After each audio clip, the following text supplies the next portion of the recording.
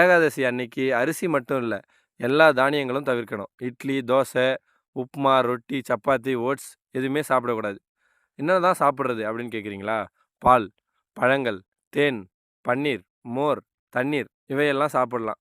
விரதம் வயிற்றை நிரப்புறது இல்லை, வயிற்றை ஓய்வெடுக்க வைக்கிறது.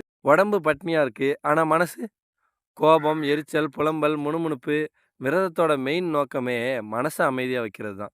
இந்த நாளில் நம்ம எதெல்லாம் தவிர்க்கணும்னா, கோபம், வாக்குவாதம், கெட்ட பேச்சு, பொறாமை. பெருமாளை தரிசிக்கிறதுக்கு முன்னாடி மனசு தூய்மையாக இருக்கணும்யா. சில பேர் சொல்கிறாங்க, எல்லாரும் போகிறாங்க, நானும் போகிறேன். அப்படி போகிறதுக்கு பேர் விரதமா? விரதங்கிறது இன்ஸ்டாகிராம் ஸ்டேட்டஸுக்காக, யூடியூப் விளாக்குக்காகலாம் இல்லை.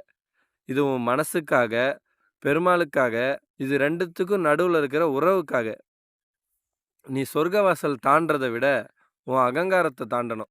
நம்ம செய்கிற ஒரு சில சின்ன தவறால் நம்ம செய்கிற விரதமே வீணாக போகும்னு சொன்னால் நம்ப முடியுதா? நம்ம என்னென்ன பண்ணணும், என்னென்ன பண்ணக்கூடாது, விரதத்தை எப்படி இருக்கணும் அப்படிங்கிறத ஒரு முழு வீடியோவாக நான் சேனலில் போட்டிருக்கேன். அதை பார்த்து தெரிஞ்சுக்கோங்க.